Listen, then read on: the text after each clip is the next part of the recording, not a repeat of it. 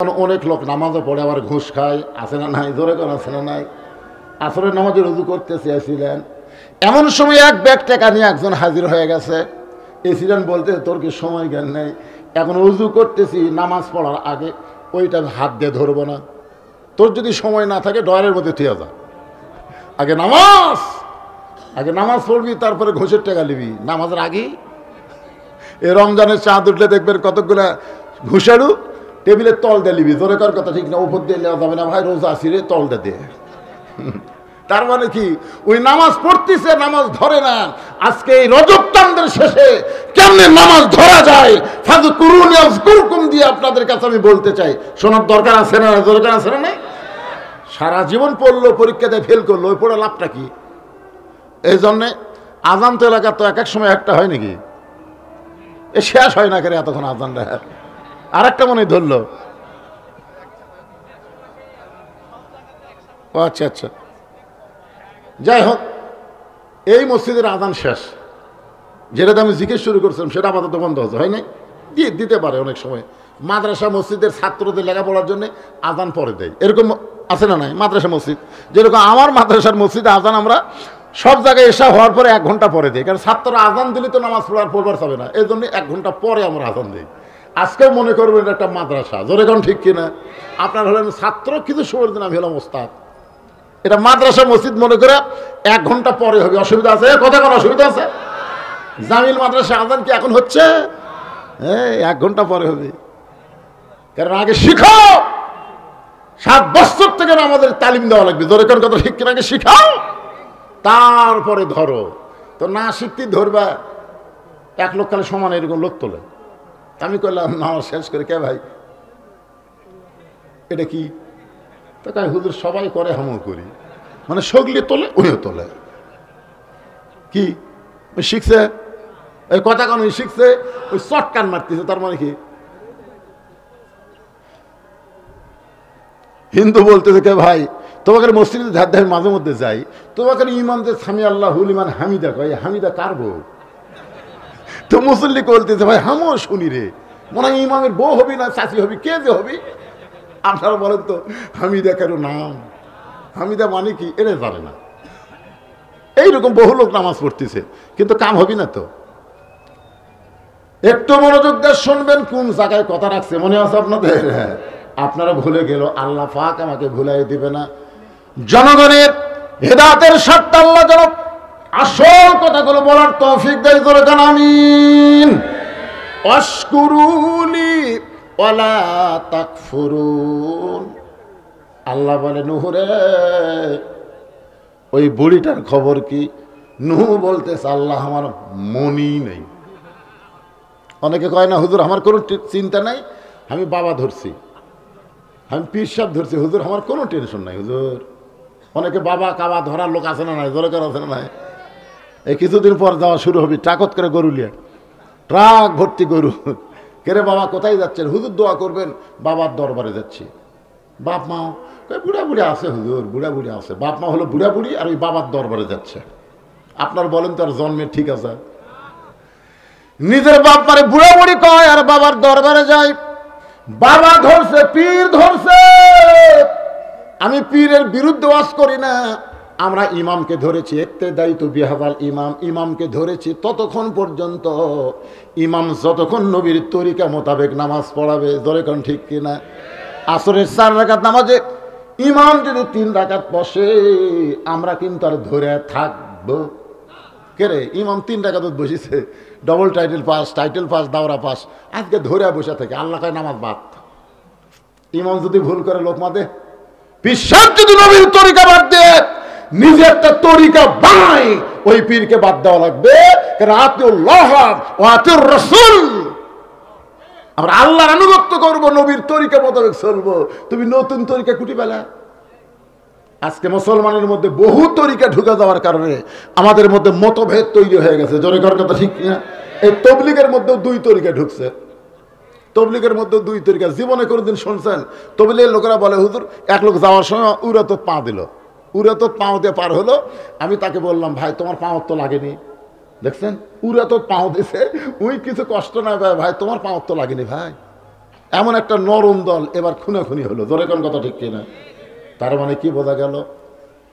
তরিকা বাদ দেন, নিজের তরিকা যদি কেউ বার করবার চাই তখন দেখবেন সেখানে শান্তির বদলে অশান্তি চলে আসবে।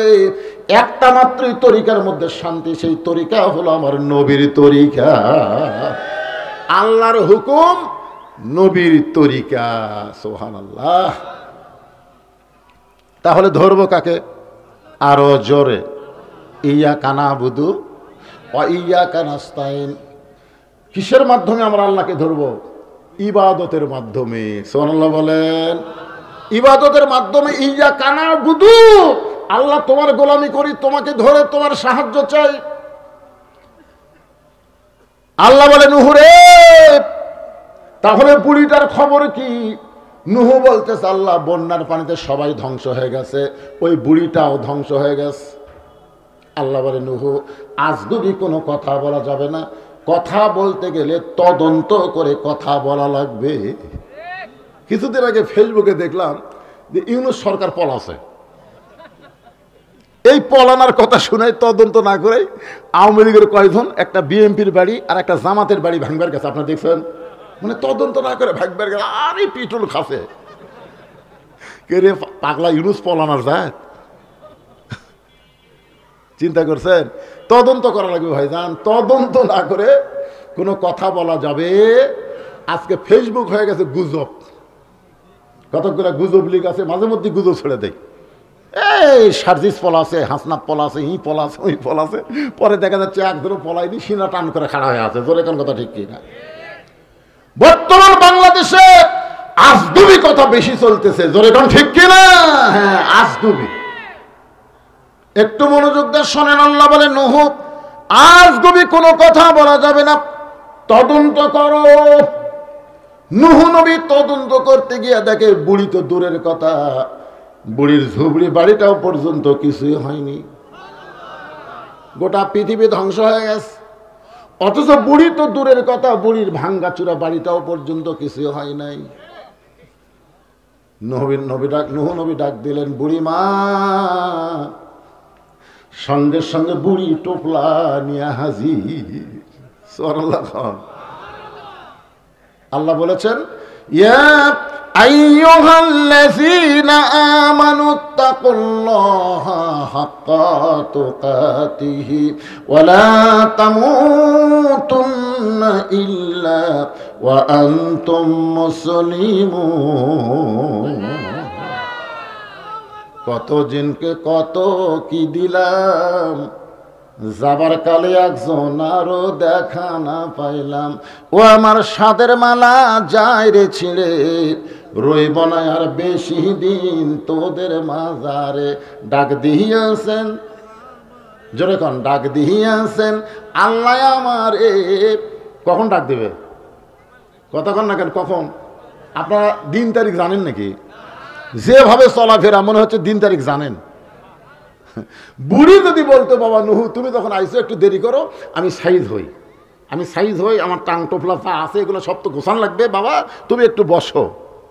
কিন্তু না, যে ডাকছে বুড়িমা টোপলা নিয়ে হাজির। নূহ বলে বুড়িমা কই রেডি হয়ে আছি বাবা, রেডি হয়ে আছি। কারণ যখনই ডাকবে তখনই পাবে। মুসলমান রেডি হয়ে থাকতে হবে, মরার সময় মুসলমান হয়ে মরা লাগবে। জোরে কোন কথা ঠিক কিনা? রেডি হয়ে থাকতে হবে। আপনি কি যাওয়ার জন্য রেডি হচ্ছেন? যে সাইজ কেবল 3 তলা করে 4 তলা রড বার করতে হচ্ছেন, আপনি যাবেন? আপনার তো যাওয়ার মতন সাইজ না। 4 তলা করে তারপরে পরে খালি উপর দিকে তাকা থাকেন। 2 ঘরের ফেরেশতা কয় তুই উপর দিকে তাকালে হোক চাপা লাগে রে, তাকালে হোক চাপা লাগে রে পাগলা, নিচের দিকে তাকা। আজকে মানুষ নিচের দিকে তাকান ভুলে দেখলো উপর দিকে তাকাচ্ছে। আপনি বলেন তো যত উপরে তাকান আপনাকে যাওয়া লাগবে কোটি? সত্য কথাগুলো বলেন ভাই। জাত সাকারাতুল মাউত হক, মৃত্যুর চাইতে বড় সত্য আর কিছু নাই। জোরে কোন কথা ঠিক কিনা? এই সত্য কথা বলতে বাঁচতেছে কোন জায়গায়? যাবেন না? যাওয়া লাগবেই। এই জন্য আমাদেরকে রেডি হয়ে থাকতে হবে। যে কোনো সময় আমাদের ডাক পড়তে পারে, যে কোনো সময় ডাক পড়তে পারে। আল্লাহ বলেছেন মুসলমান না হয়ে তোমরা মৃত্যুবরণ করো না। মুসলমান হয়ে যদি মরতে চায়, বর্তমান যে বাংলাদেশ চলতেছে এই বাংলাদেশ রাখা যাবে না, বাংলাদেশকে পাল্টান লাগবে। মানুষের কোনো আইন চলবে না, আমার আল্লাহর কোরআন আইন দেয়া বাংলাদেশ চলবে। এখন অধিকাংশ মুসলমান মুনাফিক হয়ে মরতেছে, কারণ মসজিদের মধ্যে আল্লাহর আইন, সমাজের মধ্যে মানুষের আইন। আপনারা বলেন তো, মসজিদে আপনি আল্লাহর আইন মানলেন, আওয়ামী লীগ, বিএনপি, জাতীয় পার্টি, জামাত এক কাতার করলেন, আর মসজিদ থেকে বের হয়ে 14 দল 20 দল হয়ে গেলেন। অথচ আল্লাহ বলতেছেন ওয়াতাসিমু বিহাবলিল্লাহি জামিআ ওয়ালা তাফাররাকু, তোমরা দলাদলি করো না, তোমরা একতাবদ্ধ হও। আল্লাহ নবীর ব্যাপারে তোমাদের মধ্যে কোনো মতভেদ থাকবে না। মসজিদ যেমন আল্লাহর বিশ্বাস করো, গোটা বাংলাদেশও আল্লাহর বিশ্বাস করা লাগবে। তাহলে কি দেখাচ্ছেন? হুজুরে দেখতেছেন না এই সাইটে, এগুলো সব আমার হুজুর। আমি একটা বাসার থাকি আর 10টা ভাড়া দিছি। ওই সাইটে আমার ভাইয়ের, ওই সাইটে আমার চাচার। তো সবাই যদি তোমাকে হয় আল্লাহর, আল্লাহটা দেখবার গেলে 2 মিনিট হাঁটা লাগবে হুজুর। 2 মিনিট হাঁটাতে মসজিদের সামনে যা বলতেছে, এখানেও আল্লাহর কিছু ছিল না হুজুর, এখানেও আল্লাহর কিছু ছিল না। আমার চাচা দয়া করে আল্লাহ 10 শতক দান করছে, আর আমরা টাকা পয়সা দিয়ে দোতলা বেনে দিছি। ফেরেশতাকে আল্লাহ, এই দেশের নাম কি? এই দেশে তোমার মতন গরিব কেউ নাই। ওর চাচা দান করছে দেখে জায়গা পাছো, আর ওরা টাকা দিয়ে ঘর বেনে দিছে। আরে পাগলা, তোমার 5 তলা বিল্ডিং করতে তুমি একটা দিনও ভিক্ষা করলা না, তুমি একদিনও বললা না ভাই আমার 4 তলা টাকা গেছি ভাই 10 বস্তা সিমেন্ট চাই। তুমি কোনোদিনও মানুষের কাছে একটা পয়সা চাওনি। নিজের টাকাতে তুমি যদি 5 তলা 7 তলা বিল্ডিং করতে পারো, আর আল্লাহর ঘর করতে গিয়ে তুমি এত ফকির হলা কেন? তোমার কাছে যখন যা বলতেছে ভাই মসজিদে 10 বস্তা সিমেন্ট লাগবে ভাইজান, 10টা বস্তা সিমেন্ট লাগবে, তখন আপনি বলতেছেন ভাই বাড়ি করতে গিয়ে হাত টান পড়ে গেছে, বাসা করতে গিয়ে হাত টান পড়ছে ভাই, আমি দিবার পারতেছি না। 2 কান্দের ফেরেশতাকে আল্লাহ, এই শয়তানের কান্দের থেকে আমরা লেখমো কি? যেই বাড়ি থাকতে পারবে না সেই বাড়ি করতে গিয়ে ওর টান পড়ে গেছে দেখে মসজিদে 10 বস্তা সিমেন্ট দিল না, এর কান্দ আমরা লেখমো কি? এই শয়তানের কান্দ আমরা থাকবো না। আল্লাহকে থাক থাক থাক। এই প্রধান অতিথি কি দিল? আরো তো বেশি অতিথি আছে, তারা কি দিল? সভাপতি সাহেব কুটি গেল রা। আল্লাহর একজন বান্দা, এই ব্যাগ আদায় পর্যন্ত আমার আদায়, তারপর আবার ওয়াজ কর। ব্যাগ মাঝখান থেকে যখন এখানে আসবে টেজে আদায় শেষ। আল্লাহর একজন বান্দা 500 টাকা দান করেছে আল্লাহর ঘরের জন্য। আল্লাহ দানকে কবুল করেন, আল্লাহুম্মা আমিন। শহরের লোকে কিরপন বেশি নাকি? এইরকম ওয়াজ করে গ্রামে চাইলে টাকা দেওয়ার জন্য পাড়াপাড়ি হতো জানেন। আরে এখানে কি করতেছেন আমরা? উঠতেছেন না কেন? ও দিচ্ছে, মাশাআল্লাহ। ব্যাগ পাটি দেন দেন দেন, ব্যাগের মধ্যে দেন, অসুবিধা নেই, দেন, একটু ধরে দিবেন আর কি। আল্লাহ বলেছে লান তানালুল বিররা হাত্তা তুনফিকু মিম্মা তুহিব্বুন, তুমি যেই টাকার লোটটাকে বেশি মহব্বত করো ওটাই আল্লাহ দাও। এখন আপনার কাছে 1000 আছে, 500 আছে, 200 আছে, 100 আছে, 20 আছে, কোনটাকে আপনি বেশি মহব্বত করেন সেটা আল্লাহ দেন। আপনি যে 1000 বাদ 20 দেন, আল্লাহ বুঝবে তুই সেই রকমই পাবি। ওমা তুনফিকু মিন শাইইন ফি সাবিলিল্লাহি ইউফা ইলাইকুম ওয়া আনতুম লা তুজলামুন। আল্লাহর একজন বান্দা 100 টাকা দান করছে, আল্লাহ দানকে কবুল করে। সবাই একটু জিকির করে লা ইলাহা ইল্লাল্লাহ। হ্যাঁ, মেয়েদের মধ্যে বলে দিছি, বিশ্বস্ত লোক যাওয়া লাগবে। লা ইলাহা ইল্লাল্লাহ, জোরে লা ইলাহা ইল্লাল্লাহ, লা ইলাহা ইল্লাল্লাহ, লা ইলাহা ইল্লাল্লাহ, লা ইলাহা ইল্লাল্লাহ, লা ইলাহা। আজকের মাহফিলের সম্মানিত সহসভাপতি প্রিন্সিপাল আবু বকর ভাই আমার 10,000 টাকা নগদে দান করেছে আল্লাহর ঘরের জন্য। আল্লাহ তার দানকে কবুল করেন। আল্লাহ নেক নিয়ত থেকে আশা করা করেন, আল্লাহুম্মা আমিন। আল্লাহর একজন বান্দা 500 টাকা দান করলো, আল্লাহ দানকে কবুল করেন। ভাইজান নগদ যদি না থাকে অসুবিধা নেই, বাকি দিলেও পরে পাওয়া যাবে। যদি কেউ বাকি দিবার তাহলে হুজুর টাকা পড় করে দিয়ে আসি নাই, আপনি যদি হঠাৎ চাইলেন তো আমি বাকি দিলাম, দেন 5,000 10,000 যা পারেন। 1,000 টাকাও যদি পারেন, এই ছেলেরা ওঠো না, এই বাবারা ওঠো ওঠো না, ওঠা বসা করা ঠিক না। তাহলে কোন জায়গায় ওয়াজ আটকে আছে? নূহ নবী বললেন, বুড়িমা, বুড়ি টোপলা নিয়ে হাজির। তোমরা আমার আদায় তোলো না, কে আদায় তুলবে? তাহলে আমাকে অল স্কোয়ার বক্তা মনে করবি রে। এরা আদায় সময় স্টপ করে দেয়, কই হুজুর খালি ওয়াজে জানে, আদায় জানে না। কি টেকনিক করে আদায় করতেছে, তুলে দেওয়া লাগবে না? তুলছে, মাশাআল্লাহ, আদায় তুলবে। যে বক্তা খালি ওয়াজ জানে না, আদায় জানে। অনেক আমাকে বলে, হুজুর আপনি আদায় করে পারেন? আমি যে করি এটা দেয় না। ভিতরে খাতা কলম নিয়ে গেছে, আপনার যদি শরম লাগে, ভিতরেই লোক গেছে, আপনার তার সাথে লিখে দেবেন, অসুবিধা নেই। ব্যাগের আদায় কমপ্লিট হয়ে গেছে, এখন আবার আলোচনা। নূহ নবী বললেন, বুড়িমা, বন্যা গজব শেষ হয়ে গেছে, গোটা পৃথিবী ধ্বংস হয়ে গেছে, কিন্তু আপনার ঝুবড়ি বাড়িটাও কিছু হয় নাই, আপনারও কিছু হয়নি। ও বুড়িমা, আপনি গোপনে এমন কি আমল করেছেন যে আমল করার কারণে আল্লাহ পাক আপনাকে হেফাজত করেছে? গোপন আমল। নূহ নবী বললেন, বুড়িমা, এমন কি আমল করেছেন যে আমল করার কারণে আল্লাহ তাআলা আপনাকে হেফাজত করলো? বুড়ি বলতেছে, নূহ রে, তুমি যখন আমাকে গজব শুরু হওয়ার আগে হাত ধরে নৌকায় উঠাবার চাইলা, সেই সময় আমি কিন্তু তোমার প্রশংসা করি নাই, আমি প্রশংসা করেছি কার? ইমানের কলেমা গ্রহণ করার সাথে সাথে, ইমানের কলেমা লা ইলাহা ইল্লাল্লাহ, নূহ নবীউল্লাহ এই কলেমা গ্রহণ করার সঙ্গে সঙ্গে আমার ইমান আমাকে বলে দিয়েছে, বুড়ি রে, দুনিয়ার সবাই সবাইকে ভুলতে পারে, কিন্তু আল্লাহ কোনোদিন কাউরে ভোলে না। তাহলে আমরা জিকির করব কার? আরো জোরে, জোরসে বলুন। দাও দাও করে আগুন জ্বলতেছে, চড়কের উপরে আমাদের জাতির পিতা হযরত ইব্রাহিম বসে আছে, আর রশি ধরে বাবা আজর টানতেছে, রশি ধরে টানতেছে ছেলেকে বাঁচানোর জন্য না, আগুনের মধ্যে ফেলে দেওয়ার জন্য। আগুনের মধ্যে ফেলে দেওয়ার জন্য বাবা আজর রশি টানতেছে, নিচে দাও দাও করে চুলার আগুন জ্বলতেছে, ইব্রাহিম নবীর চোখ দিয়ে দর দর করে পানি পড়তেছে। এমন সময় ফেরেশতা জিবরাইল বলে, নবী গো, এমন করে আপনি কাঁদবেন না, আল্লাহ আমাকে 600 পাখা দিয়েছে, একটা পাখার বাতাস দিব, গোটা আগুনের চুলা সাগরের মধ্যে গিয়ে নিভে যাবে। আমাদের জাতির পিতা বললেন, জিবরাইল, তুমি কি মনে করতেছো আমি আগুনের চুলার ভয় কাঁদতেছি?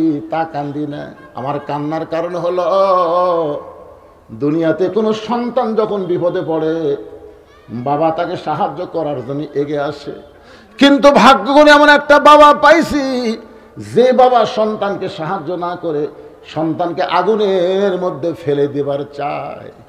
ইব্রাহিম এই কথা শোনার সঙ্গে সঙ্গে জিবরাইল বলে, নবী গো, আপনার বাবা যতই চড়ক টানুক, রশি টানুক, আপনাকে আগুনের মধ্যে ফেলে দিবার পারবে না, আপনি কেন বাবার চিন্তা করে কাঁদতেছেন?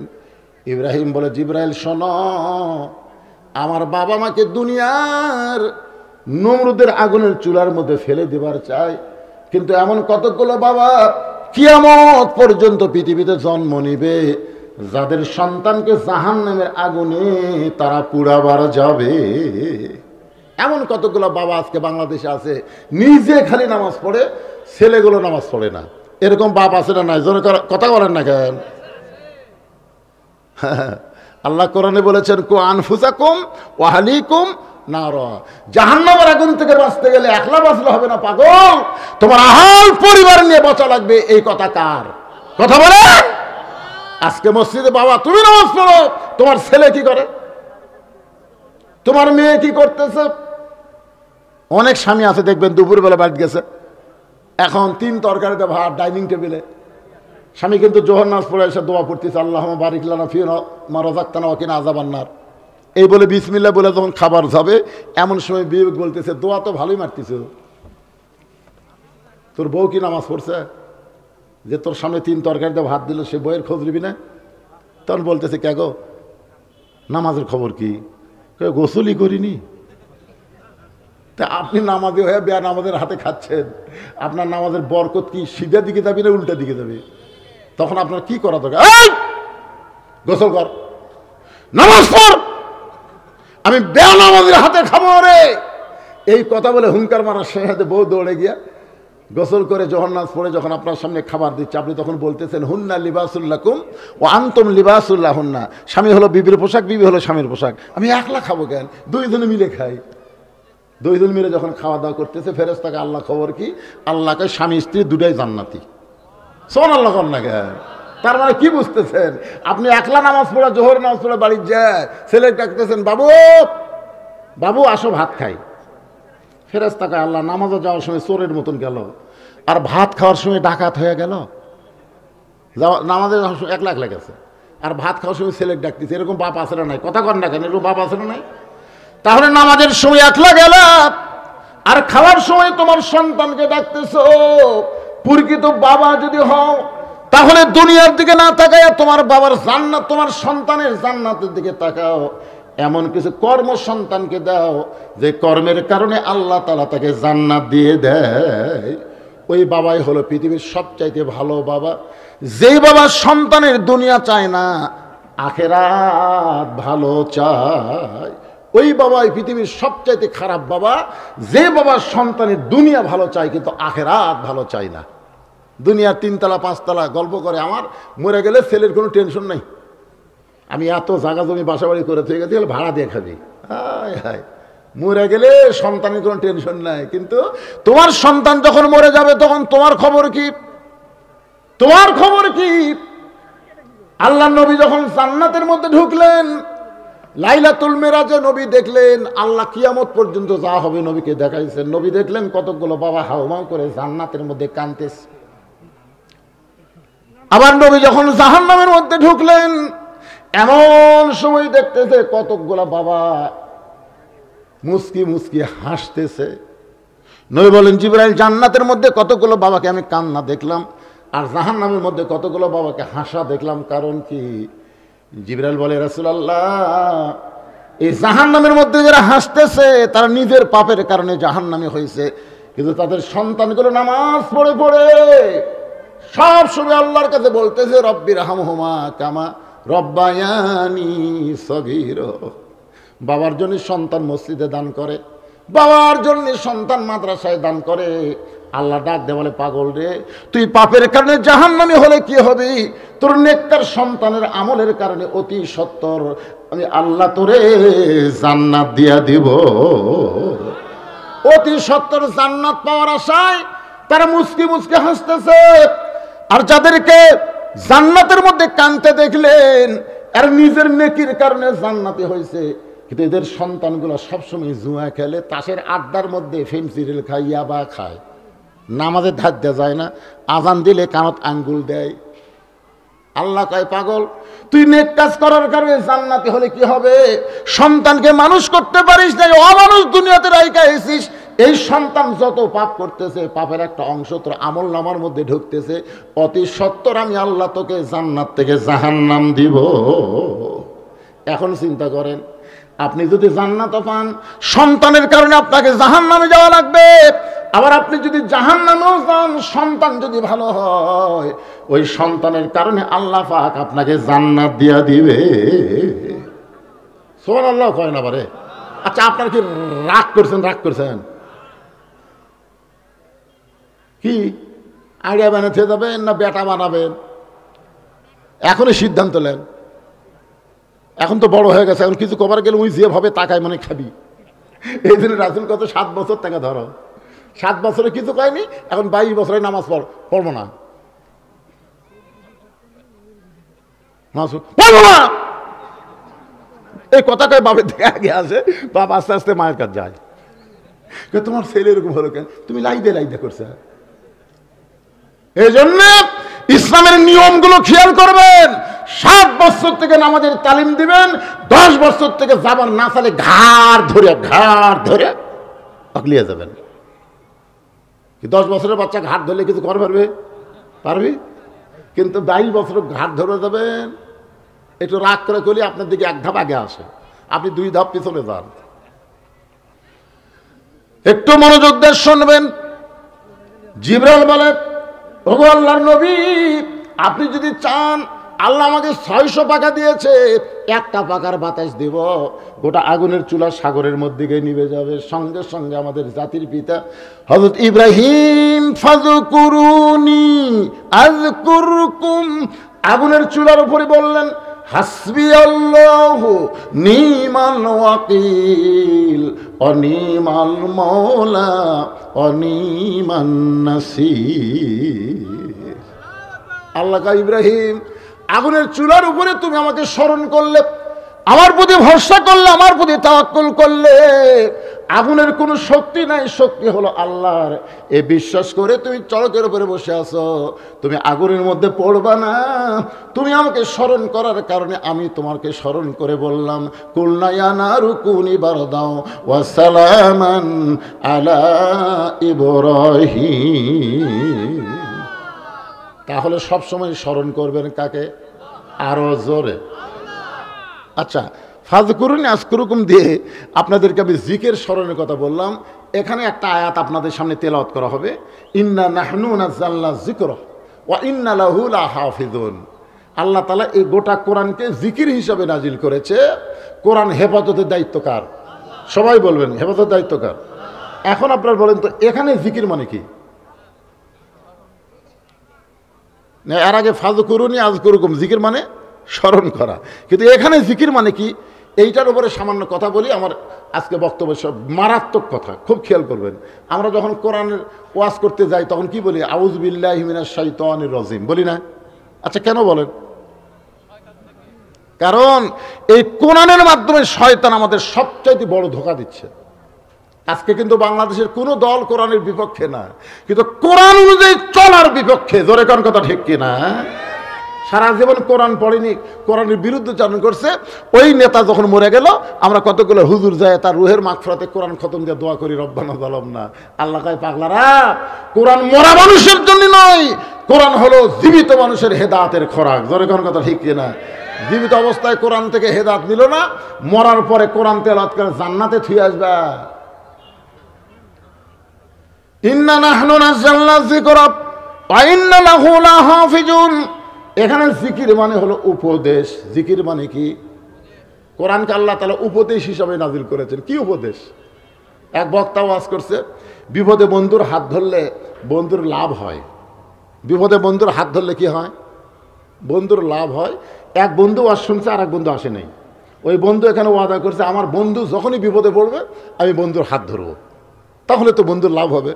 কিছুদিন পরে দেখতেছে যে বন্ধু আর শুনবার আসেনি, ওই বন্ধু আর হিন্দু মারামারি করতেছে। হিন্দু একটা মারে আর বন্ধু একটা মারে, এর নাম কি? মারামারি। তখন হুজুরের ওয়াজ খেয়াল হচ্ছে যে বিপদে বন্ধুর হাত ধরলে বন্ধুর লাভ হয়। ওই দৌড়ে যায় আর বন্ধুর দুই হাত চাপা ধরছে, ওই সুযোগে হিন্দু গোটা দেখ মেরে চলে গেছে। তখন কে রে, তুই তো আমার বন্ধু, তুই তো আমার শত্রু না। এতক্ষণ ওই একটা মারে আমি একটা মারি, তুই কোত্থেকে দৌড়ে আসে আমার হাত ধরলো আর এই সুযোগে দুটো মেরে চলে গেল। তখন বলে এই জন্যই তো হুজুরের ওয়াজ শোনা ঠিক নয় রে, হুজুরা কি খয় আর কি হয়। আপনারা বলেন তো হুজুর কি উপদেশ দিল? বিপদে বন্ধুর হাত ধরা মানে কি? হাত চাপে ধরা। বিপদে বন্ধুর হাতের সাথে হাত মিলে শত্রু দমন করা। জোরে কোন কথা ঠিক না? এই কোরআন আমাদের কি উপদেশ দিল, আর আমরা কি উপদেশ পেলাম? আজকে গরিবগুলোর সন্তান কোরআনের মাদ্রাসায় পড়ে, ধনীর সন্তানগুলো কোরআনের মাদ্রাসা যায় না। আমরা সবাই জানি কোরআন দুনিয়ার জন্য না, কোরআন হলো আখিরাতের উপকার করে, মরার পরে কোরআন, তাই নাকি? এই উপদেশ আপনারা বুঝলেন? ভাইজান একটু খেয়াল করবেন, কোন জিনিস আল্লাহ হেফাজতের দায়িত্ব নেয় না, শুধুমাত্র কোরআনের দায়িত্ব নিয়েছে। কারণ কোরআন অনুযায়ী আমরা চলবো। কারবালা মসজিদ হেফাজতের দায়িত্ব কার? এই যে আপনাদের কারবালা মসজিদ হেফাজতের দায়িত্ব কার? আরো জোরে, জোরসে বলেন। জোর হলো না? এটাই তো। জলসিরে তলা এক বন্ধুর বাসায় যখনই ঢুকবেন তখন ওই গেটের কাছে একটা খাঁচার মধ্যে ময়না ফাঁকি আছে। গেট খোলা মাত্রই ময়না ফাঁকি বলে আসসালামু আলাইকুম। যতবার গেট খুলবেন ও আসসালামু আলাইকুম, মানে গেটের সাথে আর সালামের সম্পর্ক। একটা কুত্তা মাথা দিয়ে ঠেলে গেট খুলছে, ময়নাকে আসসালামু আলাইকুম। আপনার বলেন তো ময়না কি সালামের উত্তর জানে? সালামের অর্থ জানে? ওরা শিখা দিচ্ছে, ওই খালি সমানে চামালিকম চামালিকম করতেছে। তো আপনারা তো তাই করলেন। আমি এতক্ষণ ধরে বললাম কি আর আপনারা বুঝলেন কি? আচ্ছা ঠিক আছে, এশার নামাজে মসজিদে যাওয়ার সময় মুয়াজ্জিন তালা দেয়নি, তালা না দিয়ে বাড়িতে গেছে, সকালে এসে থেকে মাইক চুরি হচ্ছে। আপনারা বলেন তো মুসল্লিগুলা কার দোষ দিবি? কথা বল না কেন, কথা কন না কেন? আল্লাহর দোষ। কেন মুয়াজ্জিন তালা দিস নি কেন? তালা না দেওয়ার কারণে তো চুরি হলো। তাহলে বোঝা গেল মসজিদ আল্লাহর ঘর, হেফাজতের দায়িত্ব আল্লাহর না, মুয়াজ্জিনের উপরে দায়িত্ব দেওয়া হয়েছে। জোরে কোন কথা ঠিক করে কথা বলে। কিন্তু কোরআন এই হেফাজতের দায়িত্ব আল্লাহ কোনো মৌলবি মুনশিক দেয়নি। কোরআন হেফাজতের দায়িত্ব আল্লাহ নিজেই রেখেছেন, নিজের কাছে নিজে আল্লাহ হেফাজত করেন। কারণ কি? যে কোরআন অনুযায়ী আমাদের চলা লাগবে। এই কোরআন যদি কারো হাতে দিত, উনি যদি জের জবর কম বেশি করে আমাকে বলতো। এই জন্যে এখানে জিকির মানে হল উপদেশ। এই উপদেশটা গ্রহণ করা লাগবে কয়েক ভাবে। সব ভাবের কথা আজকে বলা যাবে না, একটা ভাবের কথা আপনাদের বলি, একটু মনোযোগ দেন এদিকে। একটা ভাবের কথা একটু মনোযোগ দিয়েছেন। ভাবটা বলবো না বিরক্ত হচ্ছেন? ফাযকুরুনি আযকুরকুম ওয়াশকুরুলি ওয়ালা তাকফুরুন। আল্লাহর শুকর গুজারি বান্দা হও, তোমরা কুফরি করিও না। আল্লাহর কোরআনকে শুধু ওয়াজের মধ্যে সীমাবদ্ধ রাখলে হবে না, একটু ভাবের ওয়াজ শোনেন। নবী যখন কোরআন তেলাওয়াত করত, সবচাইতে দায়িত্ব নিয়ে যদি কোরআন তেলাওয়াত শুনতো, সবচাইতে বেশি দায়িত্ব নিয়ে যে কোরআন তেলাওয়াত শুনতো, তার নাম হলো আবু জেহেল। সবচাইতে বেশি দায়িত্ব। সাহাবেরা তাও নবীর সামনে বসে শুনতো, আর ওই পিছনে দাঁড়িয়ে চোরের মতন খাড়া হয়ে 2-1 ঘন্টা না, যতক্ষণ নবী কোরআন তেলাওয়াত করতো ততক্ষণ খালি শুনতোই আর শুনতো। কি দায়িত্ব দেখছেন? বসে না। আবার তেলাওয়াত যখন নবী করে তখন যায়ও না, খালি কান লাগা শোনে। সকালবেলা যায় মিটিংয়ের মধ্যে, হঠাৎ মুখ ফসকা বার হচ্ছে। হঠাৎ আবু জেহেল বলতেছে, এত সুন্দর কোরআনের বাণী, রাতটা কোন দিক দিয়ে গেল আমি বুঝবারই পারিনি। সুবহানাল্লাহ কবেন না? এত সুন্দর কোরআনের বাণী, তার মানে দায়িত্ব নিয়ে শুনছে। এত সুন্দর কোরআনের বাণী, রাতটা কোন দিক দিয়ে গেল আমি বুঝবারই পারিনি। আবু জেহেলের কাছে একজন নেতা ছিল, তার নাম হলো আবু সুফিয়ান তেলতেলা। ধরে কোন কি? আবু সুফিয়ান বলে নেতা, যেই কোরআন শুনতে রাত চলে গেল, বোঝা গেল না, সেই কোরআনটা ধরলে অসুবিধা কি? ধরলে শুনলেই যদি এত মজা হয়, তাহলে ধরলে সমস্যা কি? আবু জেহেল বলতেছে হক কথা। সুবহানাল্লাহ। শোনা আর ধরা, শোনাটা কিন্তু তেমন গুরুত্ব না, ধরাটাই হলো গুরুত্ব। এই জন্য বলতেছে হক কথা, জোরে বলা যাবে না, কাছে আই। আবু সুফিয়ান যে কাছে কাছে কানের সঙ্গে কান লাগা বলতেছে, দেখ তো আশেপাশে কেউ আছে কিনা। তাকে না, কেউ তো নাই, আমি আর আপনি। তা কানের মধ্যে মুখ দিয়ে বলতেছে, এই কোরআনকে যদি গ্রহণ করি তাহলে তোর আমার ভুয়া নেতৃত্ব চলবি না। আমরা যে নেতাগিরি করতেছি এটা হলো ভুয়া। ভুয়া। জোরে কন কি? আরো জোরে, জোরসে বলুন, আরো জোরে। এই যে মোস্তাক আহমদ একটা বিয়া করছে ওদের ঠাকুরগাঁও, খুবই অল্প বয়সের একটা মেয়ে। ওই লাইব্রেরিতে গেছে বই কিনবে, 21শে বই মেলাত গেছে, সব কয় মোস্তাক আহমদ ভুয়া ভুয়া। তারপর আমাকে হিরো আলমও গেছিল, অকয় কাছে ভুয়া ভুয়া। শাকিব খানও গেছিল কয় ভুয়া। একটা রবি উঠেছিল ভুয়া। জোরে কন ঠিক কিনা? তাহলে কোরআন ছাড়া মানুষের ইন্ডিয়াদের নেতৃত্ব দিবে, এরা হলো আরো জোরে, জোরসে বলেন। আবু জেহেল বলতেছে, তোর আমার নেতৃত্ব চলবে না, আসল নেতা হয়ে যাবে আব্দুল্লাহর এতিম পোলা।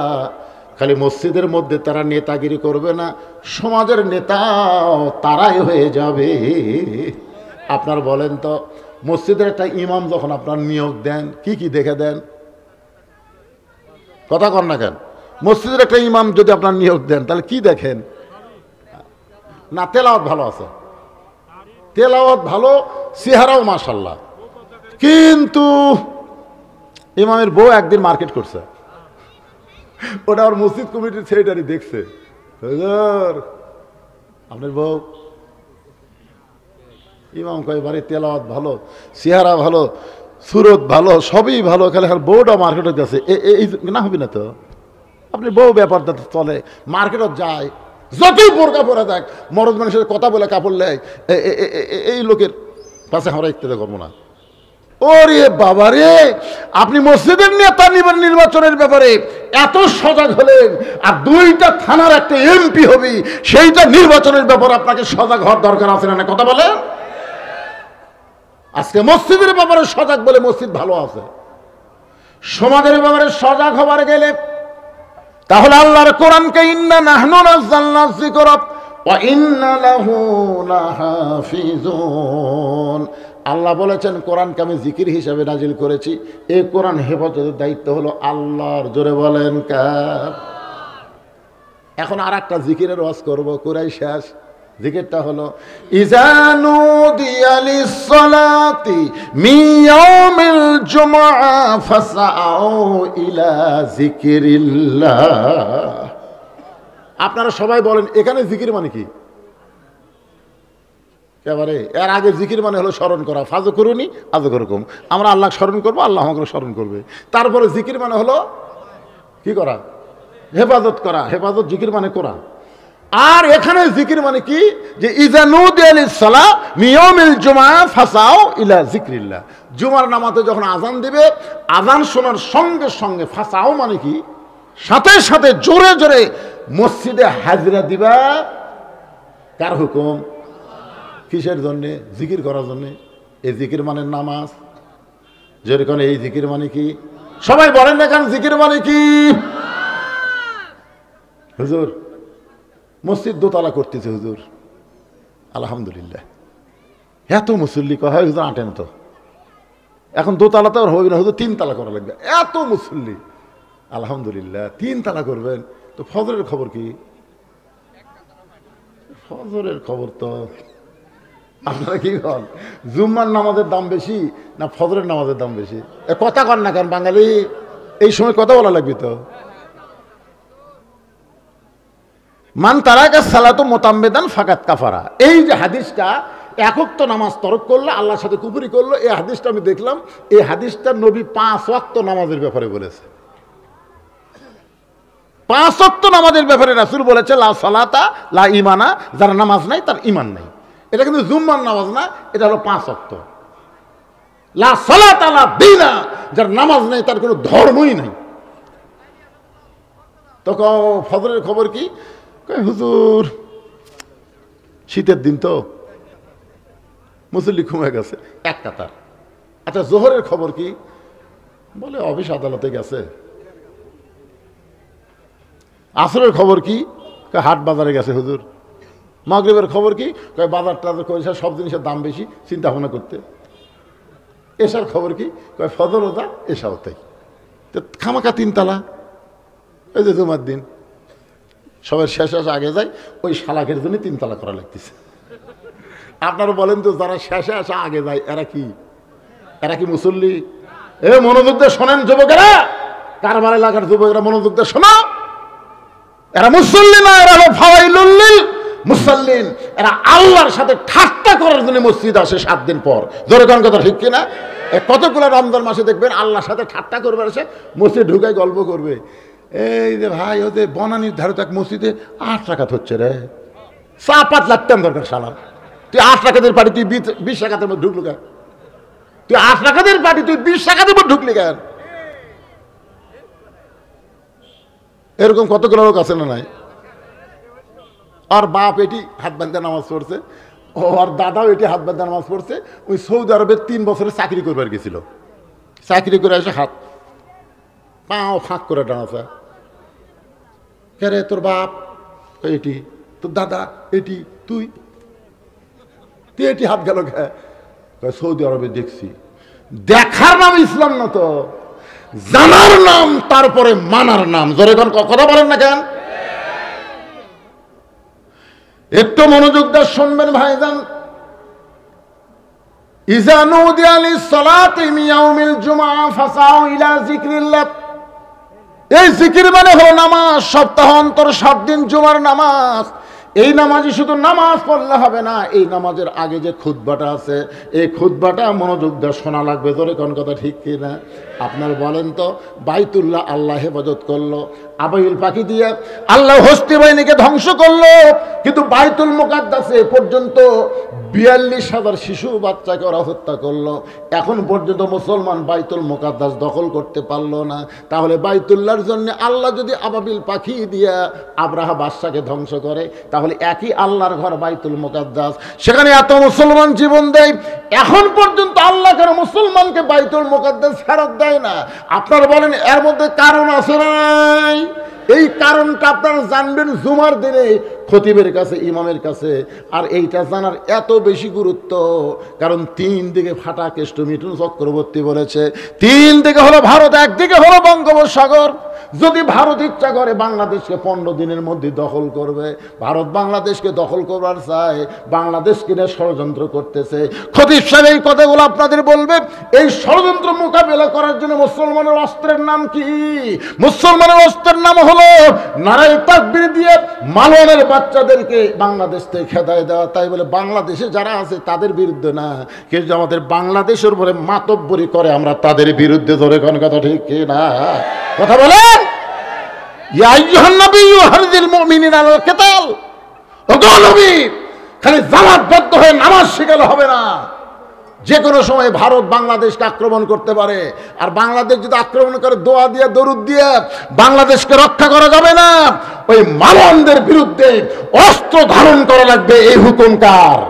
আরো জোরে বলেন। এটা কি 5 ওয়াক্তের মধ্যে পাবেন? এটা জুমার দিনে খতিব সাহেব আপনাদের বলবে বর্তমান বাংলাদেশ কি পজিশন আছে, সামনে কি পজিশন আমাদের যাইতে হবে, কিসের মাধ্যমে আমরা চলবো। ইমানের বলে বলিয়ান হয়ে আল্লাহর কোরআনের হুকুম অনুযায়ী, আইন অনুযায়ী আমরা যদি চলতে পারি, পৃথিবীর কোনো শক্তি নাই মুসলমানকে দমায় রাখতে পারে। জোরে কোন কথা ঠিক কি না? ইমাম সাহেব জুমার দিনে বলবেন, ফালিয়াবুদু রব্ব হাযাল বাইত আল্লাযী আত'আমাহুম মিন জু'ইন ওয়া আমানাহুম মিন খাউফ। সমস্ত মুসল্লি যখন বার হবে, আপনারা একটু থামেন, থামেন। এই ঘরের মালিক, এই ঘরের মালিকের যদি আপনারা গোলামি করতে পারেন, ফালিয়াবুদু রব্বা হাযাল বাইত, এই ঘরের মালিকের যদি আপনারা গোলামি করতে পারেন, তাহলে আল্লাহ সাথে সাথে আপনাকে 2টা পুরস্কার দিবে। কয়টা? 1 নম্বর পুরস্কার হলো, ভারত যদি চিনি না দেয়, ভারত যদি আলু না দেয়, ভারত যদি পেঁয়াজ না দেয়, আপনাকে কোনো অভাব হবে না। আল্লাহ বলেছেন রিজিকের দায়িত্ব ভারতের হাতে না, রিজিকের দায়িত্ব আমার আল্লাহর হাতে। জোরে কোন কথা ঠিক কি না? যাবতীয় দারিদ্র ক্ষুধামল দূর করে দিবে আল্লাহ। আর একটা পুরস্কার হলো, যাবতীয় ভয় ভীতি থেকে আল্লাহ নিরাপত্তা দিবে। এই ঘরের মালিকের যদি গোলামি করেন, ওরা অ্যাটম মারবি, হাইড্রোজেন মারবি, আমাকে বাংলার মাটির পরে মিষ্টি তরমুজ হয়ে যাবে। ওই ভারত মারবি বোম, বাংলাদেশকে হত্যা করার জন্য বোম মারবি, কিন্তু মাটির পরে তরমুজ। হুজুর গাঁজা খড়ি লয় পাগলা। সাগর যদি মুসা নবীর জন্য আল্লাহ রাস্তা বানাবার পারে, ইব্রাহিম নবীর জন্য যদি আগুনের চুলা শান্তির বাগান বানাবার পারে, তাহলে আমাকে সে আল্লাহ কেন পারবে না ভারতের অস্ত্র বাংলাদেশের জন্য মিষ্টি বাঙ্গি তরমুজ বানাতে? পারবি কে পারবে না? ওয়ামানাহুম মিন খাউফ, ওয়ামানাহুম মিন খাউফ। সমস্ত ভয় ভীতি থেকে আল্লাহ পুরোপুরি নিরাপত্তা দিয়ে দিবে। ধরে কান সুবহানাল্লাহ। শর্ত হলো এই ঘরের মালিকের গোলামি করা লাগবে। আর গোলামি করতে গেলে আল্লাহর কোরআনের বিকল্প কোনো রাস্তা। আল্লাহ যেন আমাদের সবাইকে তৌফিক দেয়। সকলে বলি আল্লাহুম্মা আমিন। আস্তাগফিরুল্লাহ রাব্বি মিন কুল্লি জামবি ওয়া তুবু ইলাইহি লা হাওলা ওয়ালা কুওয়াতা ইল্লা বিল্লাহিল আলিয়্যিল আযীম।